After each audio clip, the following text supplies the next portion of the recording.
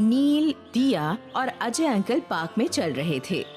Park में बहुत सारे पक्षी उड़ रहे थे और वो चहक रहे थे।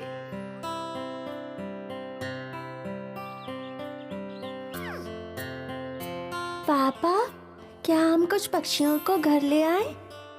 हम उनके लिए सुंदर और रंगीन पिंजरे भी लाएंगे। हम उन्हें खाना भी देंगे, फिर वो खुश हो जाएंगे। नहीं दिया, हम ऐसा नहीं कर सकते। पंछी पिंजरे में नहीं रहते, उन्हें तो खुले आकाश में उड़ना अच्छा लगता है। पर अंकल, मुझे भी पक्षी पसंद है, वो हमारे घर में बहुत अच्छे लगेंगे। लगता है तुम दोनों को पक्षी अच्छे लगते हैं।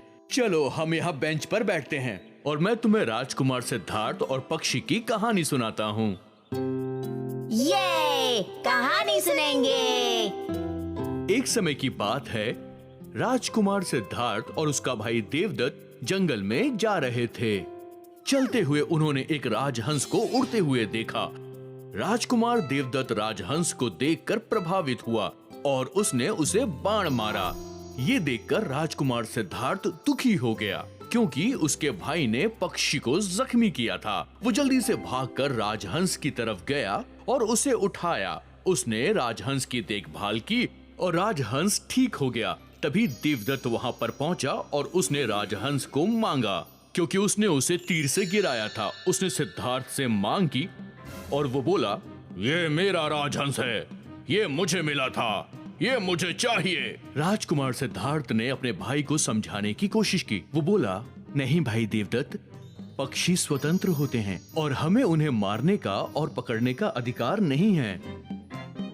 राजकुमार देवदत्त उससे सहमत नहीं हुआ और उसे लेकर वो न्यायालय चला गया। न्यायालय में राजकुमार देवदत्त ने सबसे पहले कहा, मैंने पक्षी को देखा और उसे बाण से मार कर गिराया, वो मुझे मिलना चाहिए। राजकुमार सिद्धार्थ अभी भी राजहंस की देखभाल कर रहा था। अब राजहंस काफी अच्छा था और वो उड़ने के लिए भी सक्षम था। न्यायाधीश ने राजकुमार सिद्धार्थ से कहा कि अपना बचाव करो। उसने कहा, मैंने पक्षी को बचाया। पक्षी को मुक्त माना जाता है और उन्हें पिंजरे में नहीं रखा जाता। न्यायाधीश संयम से दोनों को सुन रहे थे।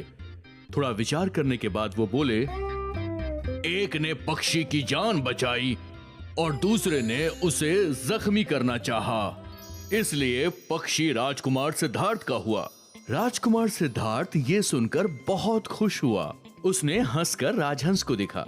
राजहंस अब पूरी तरह ठीक हो चुका था और वो अब उड़ना चाहता था। राजकुमार सिद्धार्थ न्यायालय से बाहर आया और उसने राजहंस को मुक्त कर दिया। राजहंस आनंद से उड़ने लगा। राजकुमार सिद्धार्थ राजकुमार देवदत्त के पास गया और बोला, पक्षियों को स्वतंत्र माना जाता है और उन्हें ऐसा ही रखना चाहिए, वो किसी के नहीं होते।